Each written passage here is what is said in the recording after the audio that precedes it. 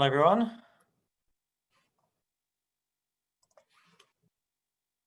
Oh. Hello, everyone. Can you hear me? Yes, hello. Hello. How are you going? Baruch Hashem, yourself? Good, good. Thank you. I'm good. How's the family? The family's good, thank you. Thanks for asking. Wasn't that an exciting AGM last night? Oh, 2.5 hours. I'm exhausted from it. Yeah. Good video there, Paul. Good video. Thank you. A few mistakes still, but thank you. Yeah, there was. Yes. But that's good. You can learn from your mistakes. Well, I'm human. Well, Prove it. debatable, but we'll see. All right. You're looking well. Have you lost weight? Welcome to our Tuesday night shiur. I see there's people still joining, but I think there's enough to kick off. Tonight is a very interesting topic about Eruvin, and in particular the Melbourne Eruv. The reason why this topic has come up this week is because, as you know, we go through the cycle of the Talmud over 7 years, and every day is a different page. And just recently we started the new tractate of Eruvin. Paul's learning it over there, and it's all about what an Eruv is, and in particular in the olden days where houses were built differently because they had houses with courtyards onto alleyways. Even behind my house, say there's an alleyway. It's a bit of an interesting thing to do. But of course, we also have the Melbourne Eruv, and we've invited David Prince along. You can't see him in real. You can see just a picture. Maybe he'll come on later. But David's actually the Melbourne Eruv administrator. And we all know David. He is the Chazan of the Adele Southwick Centre, fondly known as the Overflow Minyan, and he's been there for many years. So we all know who he is, but luckily he's also the Melbourne Eruv administrator. And I think he's also an electricity expert, so you might know about electricity poles. But so what we decided to do tonight is the first about half will be about the halakha, the background Jewish law side of things, and then we'll ask David to speak about the actual practical side of things, how the Melbourne Eruv operates, how it is established, and how they check it every week. So hopefully it'll be a very interesting and practical shiur for everybody. But to start off, the Melbourne Eruv, and in fact, Eruvin around the world, and many cities around the world have an Eruv, is all about carrying on Shabbat. So one of the 39 categories of melacha, which we call work on Shabbat, is actually carrying.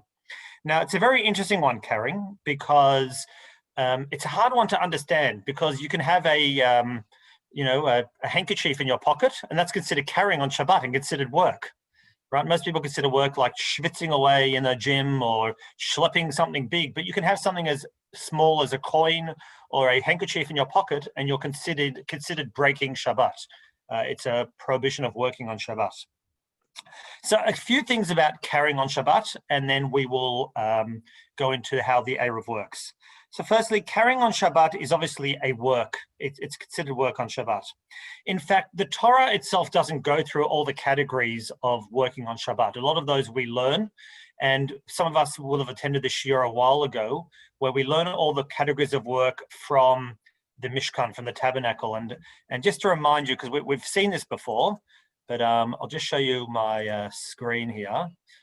But if you remember this picture, this is the, it's a bit slow, and it's also upside down, which does not help. I'll just rotate it if I can. I don't know how to rotate it with it moving the screen. Hang on a second. Sorry, I'll just move it down here. Sorry, I don't know why it comes up sideways. It's not very helpful, is it? But this is the Mishkan, the tabernacle. They traveled in the desert. And as you can see here, you can see all the 39 categories of work. So everything they did in the Mishkan to build it is considered work. For example, plowing and planting, shearing, and here's writing, building on Shabbat. All these things that we did in the Mishkan became things that prohibited on Shabbat. And there are 39 categories. And one of them here is called carrying. Why did they carry in the Mishkan? To move pillars from the wagons to a public area. So we'll talk about that in a second, but basically they carried these pillars or these poles onto wagons, off the wagons, onto the street, into the desert, back into the Mishkan. So because carrying was involved in the Mishkan, it became a category of work. So a lot of those categories of work we just showed you are not mentioned in the Torah. We learn about it from the Mishkan. But in fact, there is one prohibition of Shabbat mentioned in the Torah, and it is carrying. So where do we see the mitzvah of carrying, or the prohibition of carrying? We learn it from the fact that in the desert, how did we eat the food in the desert? We ate the manna bread, and it fell from heaven. And we know that on Shabbat, we were not allowed to go and collect the manna. In fact, it didn't even fall on Shabbat, but we were told before Shabbat to go and collect double. Go get a double portion, because we're not allowed to carry on Shabbat back to our tents, from the desert into the tent. And that is why we have the 2 challahs on Shabbos. Remember, we have 2 challahs. That reminds us of the double portion that we took on Eruv Shabbat for Shabbat. So that's the first sort of mention in the Torah about carrying on Shabbat. Don't carry the manna into your house. The second one was a man in the Torah who decided to break Shabbat in public to show everybody what the punishment was, and he obviously got the death penalty for it. And they say that what he did was he gathered stones or sticks together, and they say that what he did was he carried on Shabbat. And even though he sounds like a bad man, why would you break Shabbat in front of everyone? The week after we got the Torah, he broke Shabbat. But some say he wanted to show everybody how serious Shabbat was. So he broke Shabbat to show everybody, don't do this, and look what happens. The third one was Jeremiah. The prophet talks about carrying on Shabbat. He says, don't carry things on Shabbat. Now, carrying is basically the prototype for all work. Okay, so what is so bad about carrying? What's this thing about carrying on Shabbat? What's such a big deal about it? So one way to think about it is when you carry something, when you pick something up, put in your pocket, you're showing that you are master over the world. This is mine. I'm putting it in my pocket. I'm carrying it. If I pick up something from the street, I find something, it's mine. If I'm carrying my wallet, it's mine. My phone, it's mine. If you're carrying your phone, I can't go grab it off you. Carrying something shows that you're the owner of it. You're the man or woman that owns it. So that's what carrying is. And basically it's a form of changing of ownership or carrying ownership. On Shabbat is a day where we remember God created the world. It's his world that he lets us live in and use. And therefore Shabbat is a time where we say, we're not going to carry and show our mastery over the world. It's a day of rest. It's a day where we say it's God running the world. It's God gave us the world. We take it away. And that's why carrying is important on Shabbat. Even though it sounds like a bit silly that putting a handkerchief in your pocket is carrying, right? It's not about the fact how heavy it is. It's the fact that you are picking up something and showing that you own it. And that's what Shabbat reminds us. Now, carrying is really important, and the rabbis put around. Yes, Paul. Did you have a question? What about a hat? A hat. Very good. That's a very good question. I'll pay you $50 after for that excellent question. That's a good setup. So when we talk about carrying, we're talking about putting in a hand or the normal ways of carrying. Wearing clothes is not carrying because it's considered wearing your clothes. It's one of the categories that is not carrying. But there are things that you could possibly wear that is considered carrying. For example, if you normally wear glasses, right? I see Esther wears glasses, right? Esther, do you wear your glasses on Shabbat when you're walking the streets? Of course you do, because it's part of her clothing. However, there are some people that wear sunglasses, right? Which they may not need to see, unless it's for medical purposes. Or some people, like if you come from Paris, I think people wear glasses just with glass inside it as a fashion statement. And, it could be a question whether that's clothing or not. But a hat, as Paul says, is a piece of clothing, and therefore you can wear it on Shabbat because it's wearing, not carrying. It wouldn't go as far as a handkerchief because that is separate, but it's something like a necktie, even though it's a useless piece of garment, right? Ties do absolutely nothing. It's still considered a garment. You can wear it on Shabbat. So that's a very good question. Now, the rabbis put rules around what's considered carrying. Now, just before I go on, actually, I won't say it yet, but basically, the rabbis were very scared that you might carry on Shabbat in a public street. And it's so serious that they can even stop us doing Torah laws. And a great example is this year. This year, Rosh Hashanah is on Shabbat and Sunday. Now, the Torah tells us you have to blow the shofar on Rosh Hashanah. The Torah tells us day 1, day 2 Rosh Hashanah, you need to blow the shofar. There's a mitzvah from the Torah to blow the shofar. But the rabbis came along and overrode that rule. How did they do that? They said, no, no, no. We do not want you blowing the shofar on Shabbat. This year, we will not be blowing the shofar on Shabbat. Besides the fact we're not in Shule, but on Shabbat, we don't blow the shofar. Because they said, we're worried that the person who's blowing the shofar might find like a hole in the shofar or a crack and want to carry it to the rabbi and ask him, hey, Rabbi, is this my shofar kosher? Now, what will you do? You'll carry your shofar on Shabbat, and it's a problem. So what the rabbis did was they said, we are not going to allow you to carry on Shabbat, no shofar. So they even overrode a Torah law. Now, it's a bit different. The rabbis can't make up laws. For example, they can't suddenly decide that pig is kosher. They can't suddenly decide that smoked salmon is not kosher, right? That would be something absolutely terrible, right? So I'm just going to mute everybody just because it's a bit noisy. See how I could do that. Just mute all. Okay. Sorry, you're all muted. If you want to ask a question, you'll have to just unmute yourself.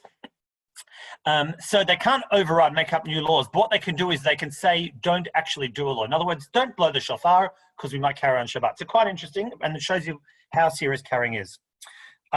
Finally, even though we are allowed to carry things on Shabbat, for example, you can carry inside your house, right? We're going to talk about that in a second.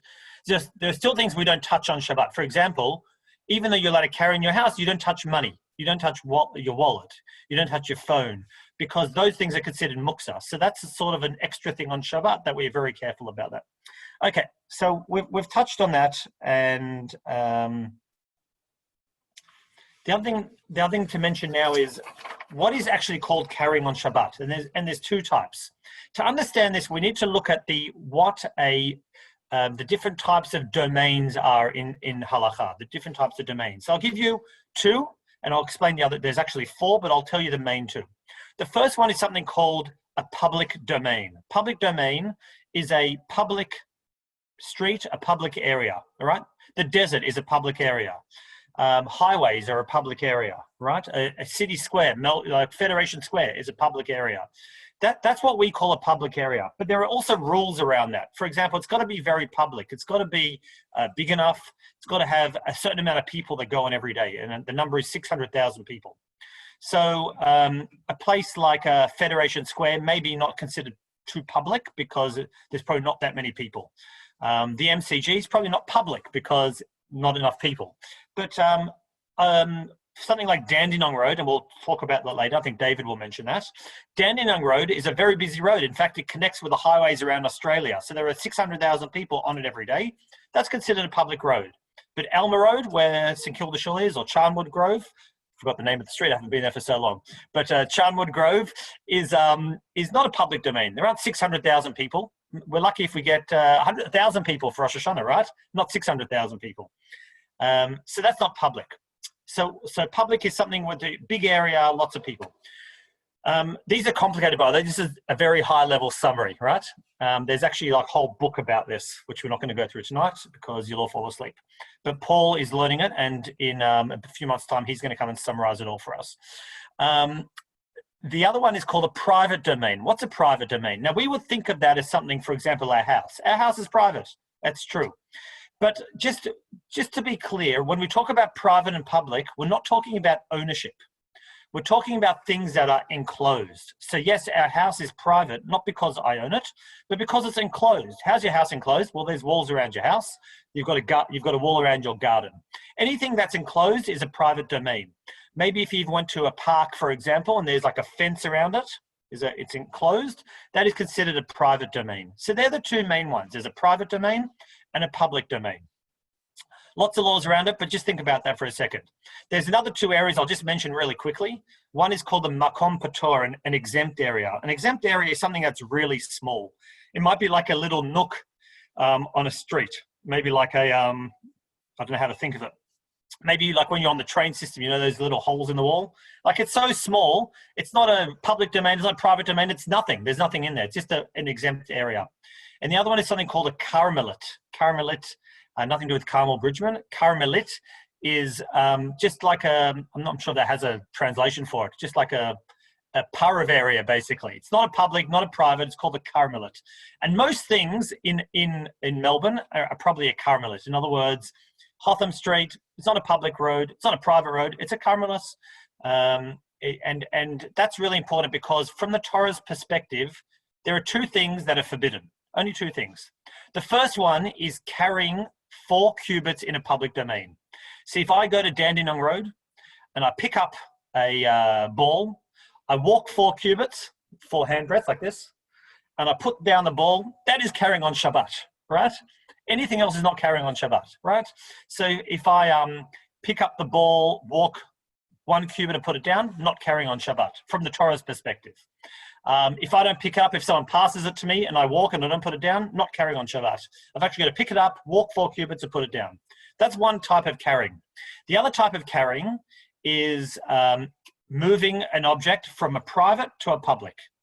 So if I live on Dandenong Road, public domain, my house is on the side there, I walk from my house to the public domain and transfer the object from one to the other, that's called carrying on Shabbat.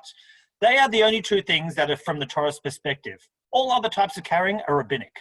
And the reason they did that, the rabbi said, we are so scared that you might carry on Shabbat, we're going to put all these rules around it. So the rabbi said, you can't even walk 1 centimeter on Shabbat carrying something, right? Not even 1 centimeter.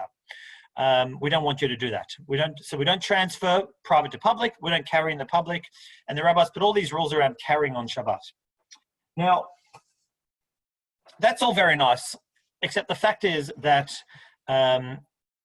because the rabbis put all these impositions on us about carrying on Shabbat, Shabbat maybe becomes not so enjoyable, especially people that have young children or want to go visit their people. It's very hard, right? Nowadays, you walk down Hotham Street, everyone's pushing their prams. You don't even think about it. But I know from experience, and some of you know even more from experience, that when I was newly married and we had no children, there was no Eruv in Melbourne. That was a long time ago, about 25 years ago. And I still remember, and I still remind Debbie many times, for the first year of our marriage, Debbie kept saying, we have to go to our parents' house for lunch, because as soon as we have children, we won't be able to go there because we can't push the kids in the pram. So every Shabbat for 1 year, I went to my in-laws on Shabbat thinking, wow, 1 year, it'll be over and I'll be home. I don't have to go anymore. Of course, as soon as May was born, a year later, the Eruv existed. And Debbie's laughing at me now. She's saying I'm making this up, but it is true.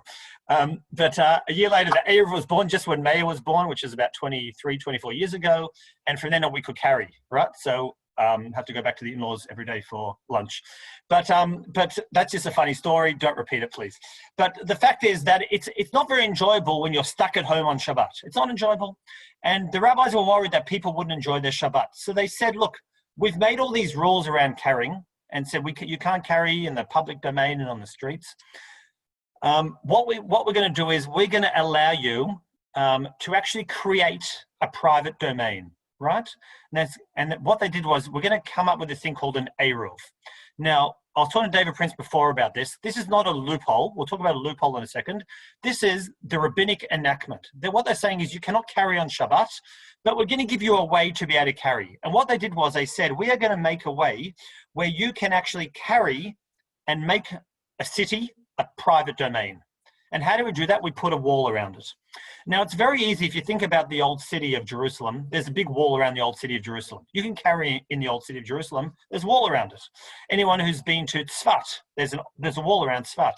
If you've been to Italy and one of those, cool little cities, San Gimignano, whatever those places are called, or Sorrento, or these places, they've got walls around the city.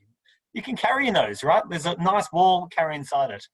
But in Melbourne, there is no wall around Melbourne to make it a private domain, and or many other cities around the world.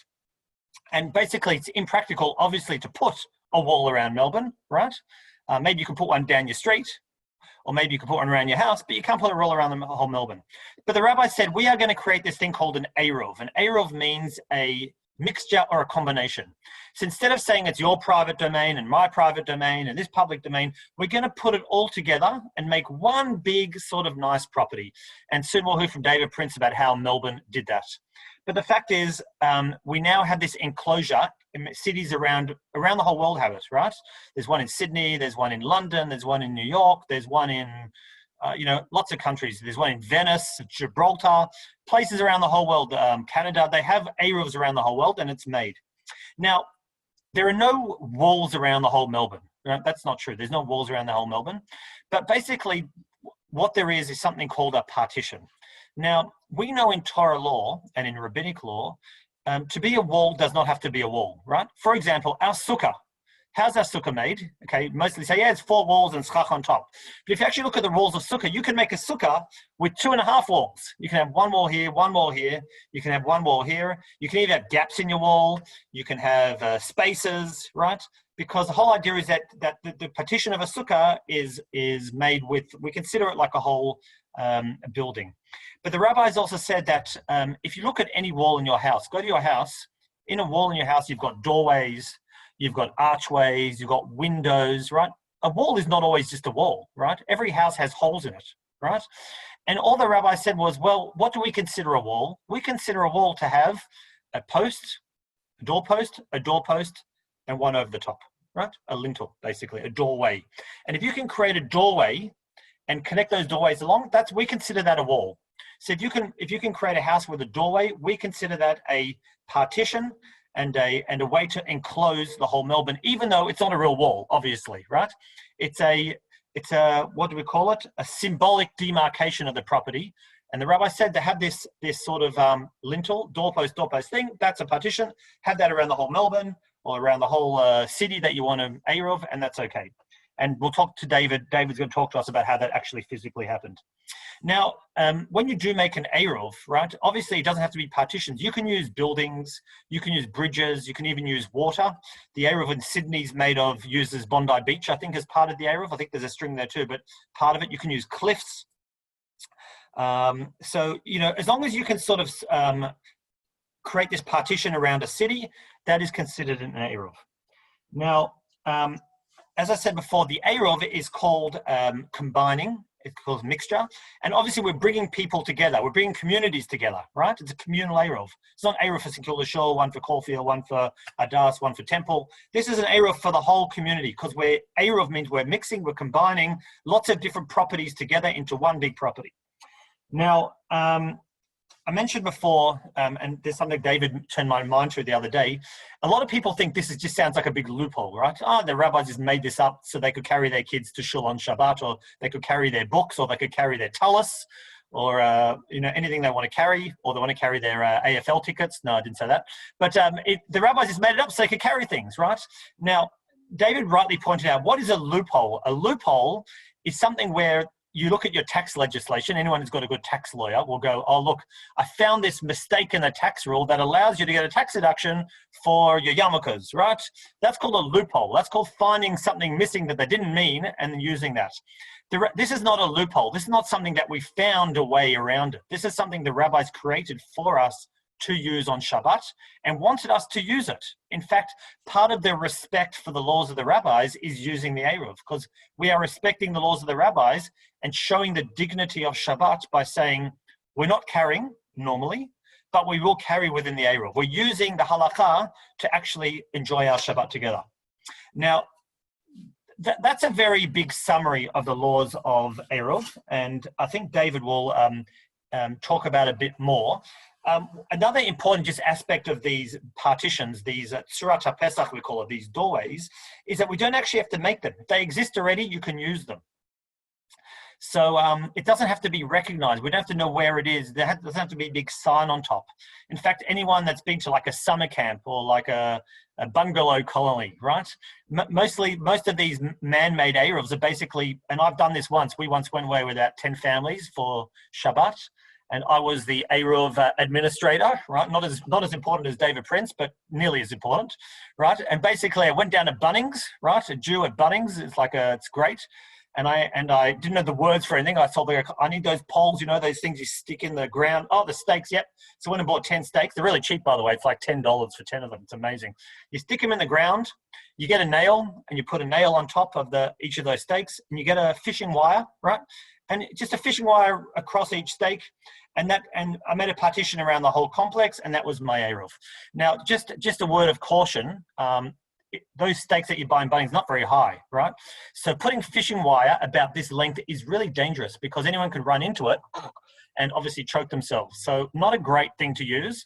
What we did was we bought those red stickers, sort of a red ribbon, and we tied the ribbon on it so everyone would know, don't walk into the fishing wire because you'll end up headless. But Very easy to do, these partitions, but they can be pre-existing. You can use walls of buildings, and I think David will mention that in his little talk to us. Now, just a couple of final interesting things before I do pass on, because I do want to hear about the Melbourne Eruv, which is what we use every single week. Eruv and civil law, very interesting dynamic, because obviously as Jewish people, we want to have an Eruv. We think it's important for young communities. You know, we want the young men and women to take their kids around and to visit people and to go to parks and to come to Shule, right? And without an Eruv, it would be terrible. I mean, just imagine St Kilda Shule without kids, or Mizrahi without kids, or Adas without kids. It's terrible. You need an Eruv to bring the kids to Shule. But a lot of communities, when they hear this concept of an Eruv, they get very scared. And if you Google Eruv arguments around the world, you'll see piles and piles of communities around the world having legal battles with their Eruv. There's a famous one in Mahwah in New Jersey that's been going on for 4 or 5 years, where the residents complained about the Eruv. Now, interestingly, and I think David will touch on this, what they did was the power company just put up these poles, because there's something about the councils don't own power poles. The power companies own power poles. So they used the power company, put these poles up, and they used it. And the Mahwah residents got very nervous. So how can you do this? You know, how can you just put up poles without asking us? And they went to the council. The council said, well, you don't need our permission, nothing to do with us. And they've been in a legal battle for a while. Now, obviously they can't say we don't like Jews, we do not want the Eruv, because that would be anti-Semitic. So what do? They put legal arguments around it. And they say, well, you know, we've got all these schools, and if more Jews come into the area, it'll change the dynamic. And because Jews are poor, you know, they think we're poor. When we're rich, we're rich. When we're poor, we're poor. Because they're poor, they're going to suck off the community, and they'll have tax deductions, and they need money from the government. Then our property values are going to decrease because more Jews will move in. You know, they're using all these arguments. And also this is the good one, we're going to lose our local identity. Because people that move to Mahwah are these sort of types of Americans, and suddenly you have all these Jews moving in for the Eruv, it's going to change the local identity, right? Now, in Australia, it sounds a bit weird because we're such a multicultural society that it's weird to suddenly say, oh, look, there's Jews moving to my street. There are Jews everywhere, right? Especially in Caulfield. But people get very nervous about it, and suddenly they think we're opening like a ghetto. I mean, the truth is, when an Eruv does open up, Jews do move in. That is true. But I don't know if it's actually going to wreck a whole system. So many cities around the world have had numerous legal battles just to get the Eruv up. And it's not even about the site. You wouldn't even notice the Melbourne Eruv if I didn't tell you about it. It's just that people don't like the fact that the Jews move into their areas and they start arguing about it. So there's lots of newspaper clips around that. But one of the arguments against it is really something called freedom of religion. In other words, we are free to exercise our religion. And if we want to put up poles to help our religion, what's the big deal, right? What's the big deal? And in fact, I think in Melbourne, when there was talk about it, people were a bit worried about, you know, Jews moving into Caulfield. I don't think they realized we were there already. But, you know, as it started moving out to Carnegie and South Caulfield and all those big areas, definitely people were worried. But as you can see, like, nothing's happened, and it's not such a big deal. But as I said today, there are cities around the world with Eruvs everywhere. You can go to Washington. The White House is inside the Eruv in Washington. If you go to Strasbourg, the Court of Human Rights is inside the Eruv. I don't know why you'd want to carry it to the White House. I suppose Jared Kushner needs it, doesn't he, when he goes to Shule on Shabbat from the White House. And of course, so that's really legal battles, and it is very interesting. Finally, there's even some politics inside the Eruv itself in different cities. But, you know, places like Melbourne and cities around the world, what they do is they just try to make it a communal Eruv. And in fact, Melbourne did have an Eruv many, many years ago before the current Eruv, which a lot of people did not use. But when they did this one, and I'm sure David will mention it, we did it as a communal Eruv. In other words, every shul was involved. They got the top rabbi from around the world to come in. And it's really nice that the community comes together. And it has the actual meaning of an Eruv, which means that all the communities use it together. And it's a really wonderful thing. So that's sort of a summary of the halachic aspects of an Eruv. The key concepts are remembering that from the Torah's perspective, there's a public domain and a private domain. You can't carry in a public domain. You can't transfer from private to public. But the Eruv comes along and basically combines everyone's private domains together, which means I can carry to your house, you can carry to my house, carry on the streets, and all that type of thing. And it basically brings the community together. And it's very common nowadays around the world to see it because it is something the rabbis allow us to do, and there's no reason not to do it. So unless there's any quick questions there, I might ask David to take over and just give us some actual practical historical events about what happened in Melbourne, how it came about, and what he does every week checking the Eruv, because I think he drives around in his is it a sports car with the convertible sports car that you drive around in or something so you can check the Eruv? I don't know what he does, but I'm sure he'll tell you. But go for it, David. Thanks for joining us. Okay, thank you. Thank you for that introduction. I broadly gave, I had a quick conversation with Hillel that Hillel would cover what is an Eruv and the halachot, but wouldn't touch on anything specific to Melbourne. And I would deal with Melbourne. I sent Hillel some slides. If you can share screen them, if possible, then I can look at my notes and not have to worry about moving the slides forward. Okay, I'll share screen the slides. Yep, give me a moment. Yep, that's okay. Fine. Looks like something's happening, and I'll tell you when to move forward to the next slide. Okay. And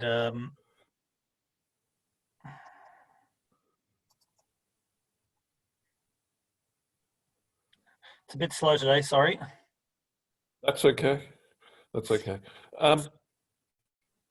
I will tell you that the first slide has on it our logo. We didn't have a logo initially, but when we put together a smartphone app, which I'll be telling you more about, we decided that we ought to have a logo for the purposes of using as an icon on the smartphone app. So, can you go into slideshow? Yeah, that's great. Okay, so there we are. That's very clever. A very clever logo. That's our logo, Melbourne Eruv. So that is our Teudat Hechsher. So the brief introduction to Melbourne Eruv is that yes, sorry, that means a certification that it's kosher. Yes, that is our Teudat Hechsher, our certification of kashrut, and I'll just talk about this a little. So there was a previous Eruv, which was put together by the Rav at the time of Mizrahi. When he left, Rabbi Cohen took over, who knew a fair bit about Eruvin from LA, recognized he'd inherited an Eruv that not everybody in the community was using, and went to all the Rabbanim, Chabad, the Adas, Caulfield Shule, all the shuls around, and said, what would it take for me to do that we could create an Eruv that you would all accept? Because that's what it's all about. It's all about everybody accepting the Eruv. It's about mixing. It's what the word Eruv means. The word Eruv also is something that you do on before a Yontov, before a Shabbat, mixing of different foods so that you can cook on Yontov for the Shabbat that's afterwards, if there's a Yontov on the Friday before the Shabbat. It's the same word. It's all about mixing. So the answer that came back, and this was all before my time, I wasn't in Melbourne at the time, I wasn't involved with the Eruv, and this is a good time to pay tribute to my predecessor, Dr. Peter Kloot, Zichrono Livracha, who sadly is no longer with us, but he was instrumental. He was my predecessor. He was instrumental in us having this Eruv at all. And the answer was if Rav Shimon Eider, who was a senior Rav in the United States, who was a worldwide expert on Eruvin, if he accepted the Eruv, they would all accept it. Fine. They brought Shimon Eider over. He came here a few times. He guided the plans. He came over and checked the construction. All very good. And therefore, we had an Eruv that the whole of the Melbourne community accepted. There was nobody in Melbourne, in the Jewish community who I know of at all, who would question the kashrut of this Eruv. Sydney then created their Eruv, and they also used Shimon Eider to give them the Pesach halacha so that they would all accept their Eruv. Shimon Eider since passed away, and he we then needed to replace him as our international posek, and Rav Gavriel Tzina is the person who was appointed since. He is a gadol. He's a great learned person. His works, the Nitei Gavriel on halacha, are voluminous. They take up many, many shelves of a bookcase. The only person I know of in Melbourne who has a full set is Rabbi Ronnie Figdor. So if you ever want to know what the Nite Gavriel says, he's a good person to ask. And there's nobody who will question Rav Tzina. If Rav Tzina says something is okay, it's okay. So anybody who would want to say that something was wrong with our Eruv, they're not arguing with me, they're not arguing with Melbourne Eruv, they're not arguing with any of the Rabbanim of Melbourne, they're arguing with Rav Tzina, and you have to be a big gadol to take on Rav Tzina. So that's the proof that we have a valid hechsher on our Eruv. And to get that, it's not only the initial construction, it's how you maintain it. Anybody can put in an Eruv and it's just fine on day one, but if you don't inspect and maintain it properly. So he came back to Melbourne quite a few times to check up on us, see what our procedures were, how we inspect, what we fix, how we maintain it. And that's all part of the hechsher. It's not just a one-off. There's a lot of work that goes in every week to make sure that we keep the Eruv kosher. If you move on to the next slide. Now, this was an article that was in the Australian Jewish News in 2010, which said that the Eruv was treif the previous Shabbat, which tells you two things. One is that the writer of the article doesn't know what the word treif means. Because as Hillel may explain to you when he deals with kashrut, it means torn. It's a kashrut term. It's just not the right word for an Eruv to say it's not kosher. And actually it was factually incorrect. The Eruv was kosher that week. Admittedly, it was only found to be kosher right before Shabbat and there wasn't time to tell the community. So that week, if anybody tells you, David said that we haven't had a week out for the 26 years of having 23 years, I should say, of having the Eruv. There hasn't been a week out, and they say, aha, no, there was. They're probably referring to this week, but it actually was okay, even if the Jewish News said it wasn't. Next slide. And probably we may be unique in that regard to actually have an Eruv that's been there every week. Not sure. Most Eruvim do have weeks down, but ours has not had one. It's probably not unique, but it's one of a few Eruvim in the world that would say that. So that's the boundary of the Eruv. St. Kilda Shule is just there in the top left-hand corner. And you'll notice that we exclude an area around Lancox Park in the middle. You can see that just by where it says Nepean Highway and Bay Street.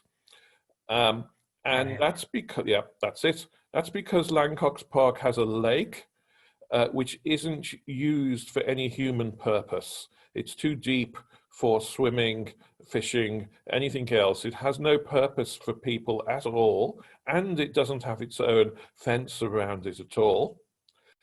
Therefore, we have to exclude it from the Eruv because it doesn't fit in with the definition that Hillel was describing as being a shared domain where people live. It's regarded as its own domain, and therefore it has to be excluded. Next slide. Yeah. And just to point out that obviously putting St. Kilda in was part of it. I mean, not many people live around this area, but there was a little bubble built in just for us, so we could actually get to St. Kilda, and obviously people could come. So that was nice. Actually, before you move on from that slide, I wasn't quite sure if you were trying to say, Hillel, that Dandenong Road is a Reshut HaRabim and therefore we couldn't cross it, because that is not correct. Right. Okay, we have Pesach from Rav Tzina that Dandenong Road is not a Reshut HaRabim, a public domain, for many reasons, including the number of people who use it, which isn't the number required, the fact that it has overpasses and underpasses and it's not completely straight, many reasons why it is not considered Reshut HaRabim. Therefore, there is no halachic impediment to the Eruv crossing Dandenong Road. And in fact, we have some expansion plans at the moment where we will be, Be'ezrat Hashem, crossing Dandenong Road. Is that a new thing? Because I recall, and maybe incorrectly, that when the Eruv started, we could not include Malvern Chabad in it because it crossed Dandenong Road. And I remember at the time they're talking about putting gates on Dandenong Road to close it up for 5 minutes every year or something like that. So is that something that's changed, or is that a misunderstanding of the community? My understanding, and I wasn't around at the time, my understanding is that, yes, you are right. However, it's not the full story. My understanding is that what Rav Shimon Eiter said was, it's better that you keep the Eruv to this side of Dandenong Road for the moment, rather than we have to go into providing a besak as to whether Dandenong Road is or is not a Reshut HaRabim. So And it's had we slightly said, look, correct. had we said we desperately want to include things north of the Dandenong Road, then one of the answers could have been to have gates that closed at particular times. But we never got a besak either way precisely as to whether that was a necessity or simply would be sufficient. Okay. We definitely have besak now that says that Dandenong Road is not Reshut HaRabim, and we've had that for many, many years. Okay. Well, that's good to know. All right. So there's probably not many actual public streets, public domains in Melbourne then, if that's the case. There are none. There are none. There are none. So we are, please God, intending to extend to include a few landmarks. Malvern Chabad, having been mentioned, is one of them. Cabrini in East Malvern is another. And the Avenue Hospital, and potentially some others as well. But we have some quite advanced plans for that extension to go ahead. Okay. That's good. All right. Okay. This, as you'll be familiar with, every Eruv has to have a boundary. It has to have an area which is where you're inside or outside the Eruv, and those who use the Eruv and walk to St. Kilda Shule will be familiar with these maps and the process for making sure you stay precisely within the line of the Eruv. What I also was going to say at this stage, there isn't a slide particularly to cover it. One thing that Hillel didn't mention is that if all he did on his camp was put a boundary around it with fishing wire and poles, he did not make an Eruv. What he did was demarcate the area around the Eruv. Now, I'm quite sure that in his camp, there was a lot of food, and there was a lot of food that people could share. And there'd be no problem anybody coming along and sharing that food. And that's what actually made the Eruv. The boundary of the Eruv isn't the Eruv, it is literally the boundary of the Eruv to demarcate the area. The actual Eruv is really the food that is shared. That food consists of 2 boxes of matzahs, which are in a display cabinet in Mizrahi.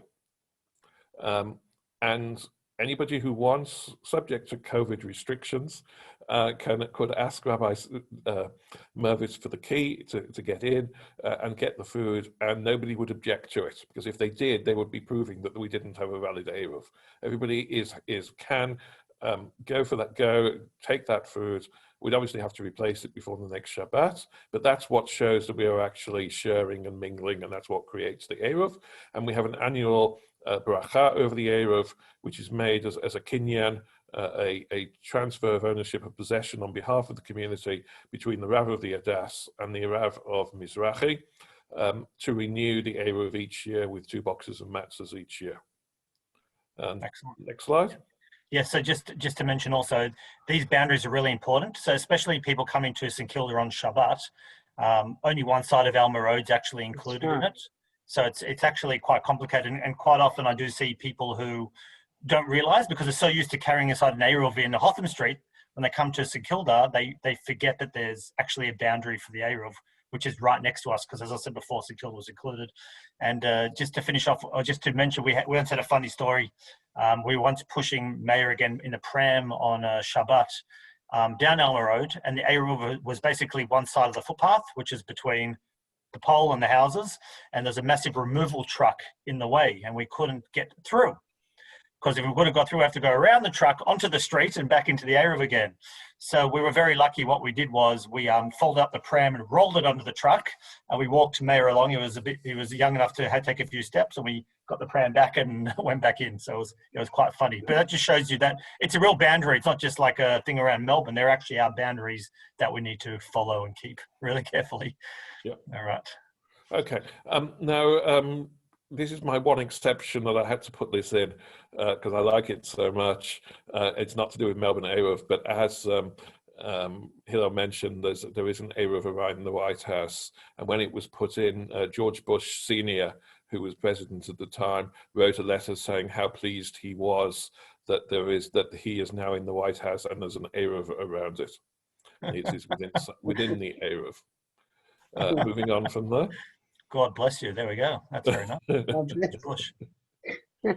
Okay, I'm going to gloss over this slide and the next, but that's just to illustrate what Hillel said, that there used to be walls around the town where people lived. And the next slide is the Tzurat HaPetach, because that could be part of the wall of the city, but there's a gate, obviously, because in the previous picture, you wouldn't actually be able to get in and out of the city because there were no gates. So basically, you can have gateways, and the Tzurat HaPetach is exactly what we're creating. So we're creating an Eruv of that form. So everything that we're doing is of that form. And the next slide.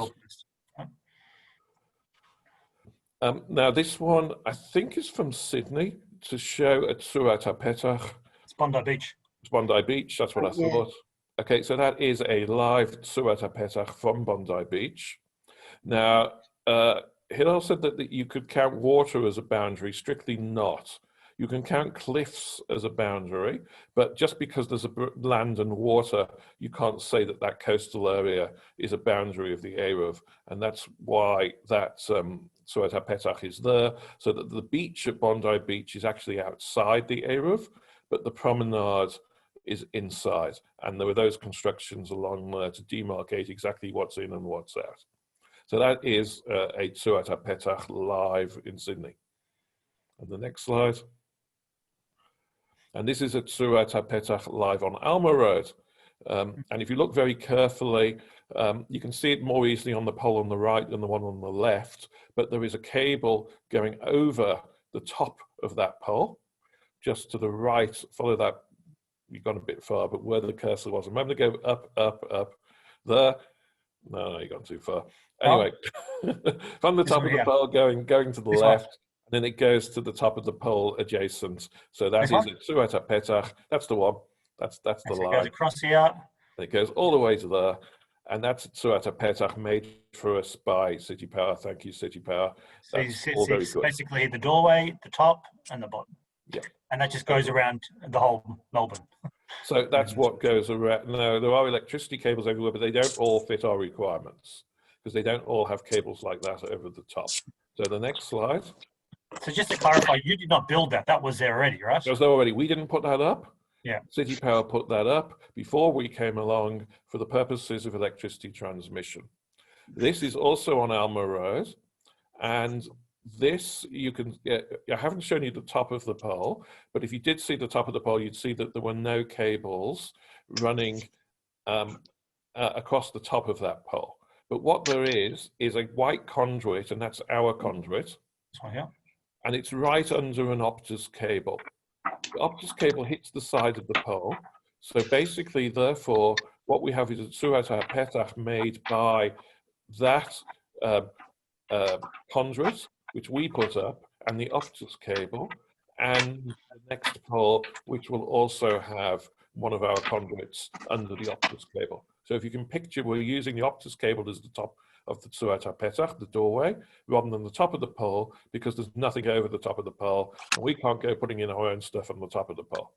So Optus was just about to build in Melbourne when we came along, wanting to put up our Eruv. They were called Optus Vision at the time, and they were very, very helpful to Melbourne Eruv, as have been the electricity companies.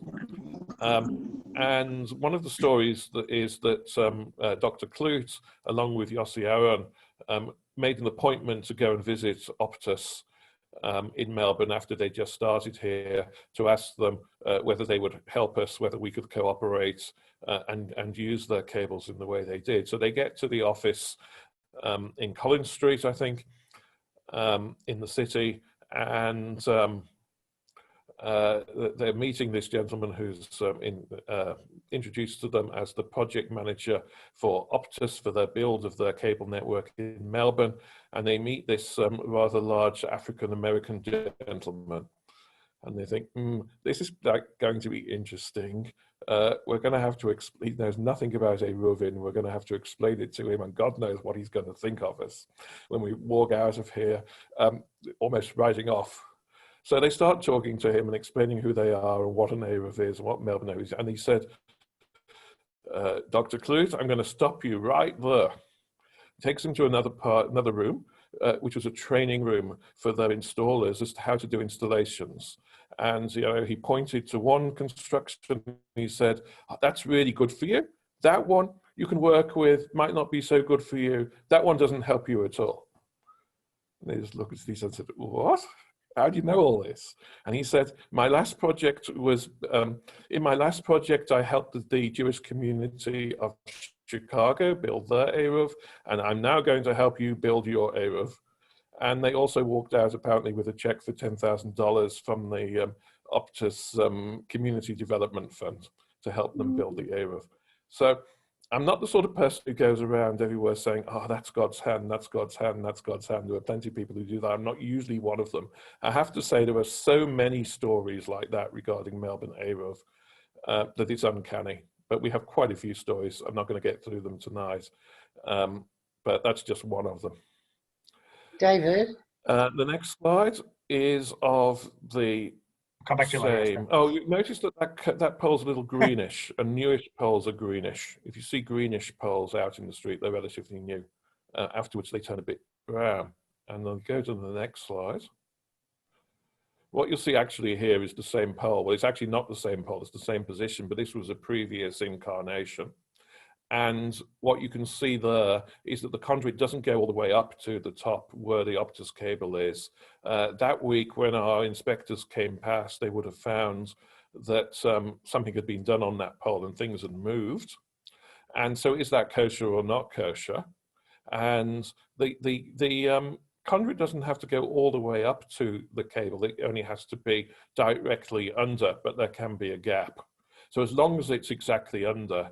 So the reason why we put the conduits all the way up to the cable is it's really easy to check. In that particular case, we would have to get out the car and check exactly where it is. And then we would put that through as a job for our contractor as a non-urgent job to actually extend that higher, so it'd be easier for us. Or if it wasn't sufficiently high, we would require that to be fixed. So it wasn't exactly under, not sufficiently high. If it wasn't exactly under, we'd require that to be fixed before Shabbat, before we could declare the Eruv kosher. And the next slide is one of the things that the purpose of this slide is to show you that we are using absolutely standard electrical equipment. This was a spec that was written for one of our conduits, and you look at the bottom and it's got P-stroke N, those are part numbers. Everything, these are not our part numbers, these are from the electricity industry part numbers. Everything that we put up is absolute standard, so it all blends in. If you see a conduit on a pole, how do you know it's one of ours or not? Well, we put the orange caps on because that helps our inspectors or mashgichim when they're checking to actually spot what's ours and what isn't. But otherwise, no, the general public wouldn't really realize that the Eruv was there because we're using exactly the same specification of equipment as the electricity industry uses. There's absolutely nothing special there at all. And the next slide. Now, this is an interesting thing. What's happened here? There's been a smash and the conduit's broken, and what do we do about it? So do we repair it? So this was an interesting case because this was soon after I'd taken over from Peter, and I get a call in the middle of the afternoon, somewhat agitated from United Energy, telling me that there's a pole in Brighton where our Eruv is a health hazard. It's been reported by a member of the public, our Eruv is a health hazard. Somebody could break could cut their hands on it or whatever. So obviously I have to go out and look to find out what it is. And I look and actually, if you look at that, that green is actually an earth wire. This is not our infrastructure at all. This had nothing to do with us. This was actually part of the railway system. And what had happened was, it had been reported to United Energy. United Energy had sent packs the contractor to fix it. The contractor had returned to United and said, this isn't United Energy equipment. So what they do next, they said, oh, well, we'll ring Melbourne Eruv, it must be theirs. So they harassed me instead. But it had nothing to do with us, it was the railway. But yes, so you have to be careful when you're actually going and checking. It's very easy to say, oh, our conduit's broken. Actually, it might not be ours. We don't want to be repairing other people's stuff, just our own. So yeah, you need an eye for this as a mashgiach to know what you're looking for and what you're not looking for. Next slide. So our smartphone app basically tells you each Friday morning whether the Eruv is kosher or not. There's a green on the left. This is one of the first weeks we had the app in August 2016. And midnight on Saturday after Shabbat, it goes amber. So it's not been checked yet this week. And then we, again, the week after, we'll turn it green and there's a red screen and I've never had to use it. There's an alert screen so I can put in particular pieces of information. Each of those is clickable, not in this presentation, but in the app. And there's a map, and that map you can, on your touch screen, you can expand it and you can see exactly where. It should look familiar, like the one I showed you earlier with the Lancox Park cutout. And the next slide tells you, that tells you how to get the app. If you haven't got it yet, I don't know where you've been for the last 4 years, but if you're using the Eruv, you really have to have the app. And you can either go to your app store and search for Melbourne Eruv, or I've even created a tiny URL for you. So it's tinyurl.com, Eruv Android or Eruv Apple, or just search for Melbourne Eruv. But nobody should be using the Eruv unless they know each week that it's kosher. Moving on. Isn't there also a flag outside Mizrahi, a white No, there flag? used to be. People tell me, oh, don't worry, David. I check every week that the green flag is up. That's okay. I don't need the app. And I say, that's interesting because that flag came down for renovations 5 years ago and hasn't gone back up. And they say, really? And I said, yeah, you need the app. One rabbi told me he doesn't have, a rabbi of a congregation, not St. Kilda, told me, I don't need the app because I don't use the Eruv. And I said, but your congregation do? And he said, yeah. And I said, so if 1 week, lo aleinu, the Eruv wasn't up, would you want to know, to be able to tell your congregants? And he said, yes. I said, you need the app. He said, you're right, I need the app. Now, this was an interesting case. Now, this is an after picture. I'm sorry, I know it wasn't there to take a before picture. But if you look at where the grass is, that used to be where the street level was. And our conduit just went there. So there were about 3 saddle clips at the bottom which weren't there, and the extra length of conduit at the bottom wasn't there. And the bottom of the conduit stopped just below the 3rd saddle clip up.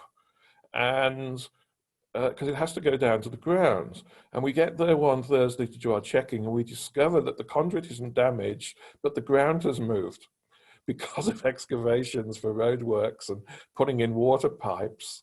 They dug up the whole of the road there next to the footpath besides the nature strip, and the pole went down into the ground, but our conduit didn't. So that evening, our contractor went along and extended our conduit below ground level, actually to ground level. I don't know what the contractors working on the water pipes thought, if they ever noticed it the next day and wondered how exactly that conduit now extended down below ground level, but that's what we did. That's what we needed to do to make the Eruv kosher, and that's what we did. One of the more unusual things that we've found on our travels. Next slide. Now, this is an interesting case where the top of the conduit doesn't quite go up to where we want it to, because there's a lot of high voltage stuff there, and the regulations don't allow us to go any higher. So we stopped there, and it's a bit difficult to see, is it exactly below where it's supposed to be, which is a cable higher up. And there's a bit of a nut in the trunk of the pole there. And is that creating an obstruction? Is there really a clear path between the top of the conduit and the cable it's supposed to be under? Now, we did actually get sacked from that it's okay. It's fully kosher. And we've also actually got another conduit further down against another cable going across as well. That one had an issue at the other end, but we actually got Pesach. that was kosher as well. So as it is, that is totally kosher for two reasons. But I decided to try and explore things. I thought, look, there are issues with both. I know we've got the Pesach, it's kosher, but I want to go further than twice kosher. I want to make this 3 times kosher. But not only that, but I want to do something so that if in future we hit this situation again, we'll actually have another way of dealing with it. So our contractor came up with a brilliant idea. And if you go to the next slide, and this is the last slide, what he did was he put this box at the bottom. He even put an R on it, like the Eruv has an orange top, because these things only have to be 10 tefachim high, effectively. Now it's sort of less than a meter that they have to be high from the ground, and the only reason we actually take the conduits generally up to the top is because it's easier for our checkers to make sure that they are under the cable. Otherwise, it's very, very difficult to see if they are. But if you've got a big box construction like that, that pretty obviously is going to be under the cable. It can't miss, even though it's a lot further up. And this was done as a proof of concept to see what we thought of it. The orange actually nicely matched the orange of the bus stop. It actually looks quite cute, but that's ours. And our rabbi said, that's great, that's fine. And so we now have that as an alternative construction method where we have issues with the cable quite going to where it should be, that we can put this little box at the bottom. Again, it's standard equipment. It's used by the electricity companies to cover high voltage cables where there might be a danger of electrocution or whatever.